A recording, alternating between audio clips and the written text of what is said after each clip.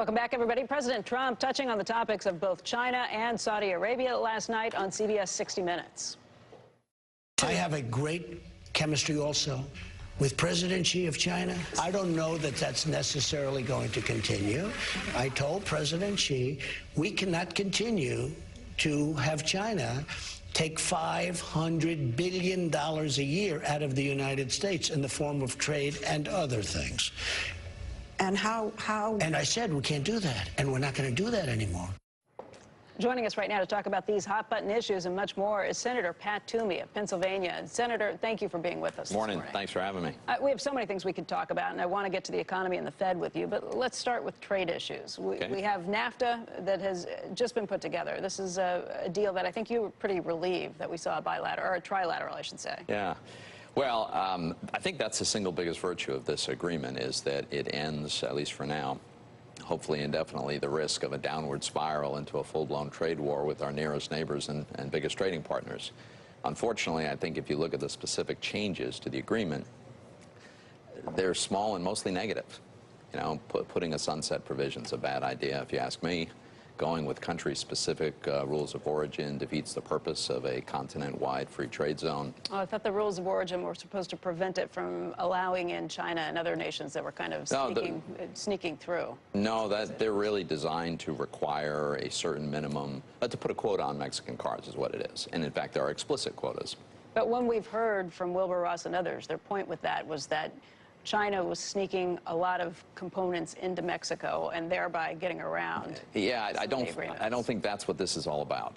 I think there is an explicit intention to limit Mexico's competitive advantage, which is low-cost labor. And so, as I say, there are rules that will require a certain amount of components to be made in high-wage countries, and there are limits, even if you comply with that, quotas. We didn't get rid of the 232 tariffs on steel and aluminum, which I thought was going to sort of automatically go away with an agreement. Now, having said all that, the sunset's not as bad as it could have been, though, because this is much of this is in the category of not as bad as it might have been, and not as bad as we thought it would be. The rolling 6 years that, in theory, gets added to the end of a 16-year agreement, it's pretty much theory. Remember, all three countries have to unanimously agree at that moment that they're going to tack on that period of time. I think that creates a dangerous dynamic of brinksmanship and negotiating for who knows what. Having said all that, this requires implementing legislation in Congress.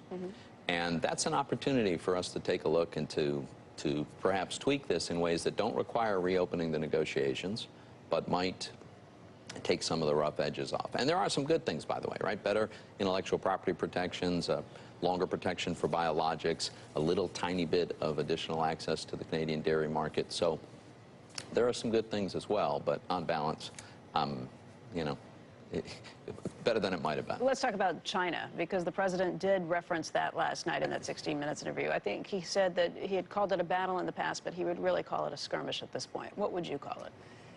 Well, it's a pretty significant skirmish if it's just a skirmish. You know, it's very broad now. The threat for much more. Here, one of the things I'm a little concerned about is sometimes I think in Washington, a lot of folks conflate discrete ideas that are not really sort of well thought through. So, for instance, we have, I think it's pretty clear, pretty systematic theft of intellectual property, right? It comes in various ways, but it happens, and it seems to be certainly by forced transfer of technology. Exactly, right. So different mechanisms by which American IP gets taken. I think that's hugely problematic. That's theft, right? Then we have, the president talks about the trade deficit per se, and characterizes it in a way that makes it sound almost like it's theft, when in fact I don't think that's the case at all. And then you have the geopolitics of a sort of assertive China, especially in Southeast Asia. I'm not convinced that we have a holistic approach here. Although Stephen Mnuchin was on Squawk Box on Friday, and he said the two issues that have to be part of this would be the forced transfer of technology and the forced joint ventures. Every time an American company goes, I totally agree. Here's the thing, as you and I both know, if we got a complete agreement from the Chinese that those practices were going to come to an end tomorrow, we would still have a big trade deficit with China. And so it's, at some point we've got to be clear, what is it that we're insisting on here? So you'd be on board for some of the egregious issues that we just talked about. You want to see a hard line pushed in that situation? Absolutely, yeah. On the theft of intellectual property, coercive technology transfer, forcing joint ventures that share information, all of those things I think are absolutely outside the norm and demand an aggressive response. But the fact that my constituents can buy affordable T-shirts that are made in Chinese factories, that does not strike me as nearly the same magnitude. You are concerned, though. You're working with Lighthizer right now to try and get exemptions for many of your constituents. Absolutely. Absolutely. How many companies are you? Oh, my goodness, many dozens. You know, we have been buried with requests from Pennsylvania companies that use products that are either subject to the tariffs or they're subject to some kind of retaliation. But specifically, there are a lot of companies that buy you know, a particular widget that you just can't get anywhere else to their specs in a timely fashion because this is the supply chain that they have developed. So it's really problematic for a lot of Pennsylvania companies. Senator, I want to thank you very much for your time today. We really appreciate seeing you. Thanks.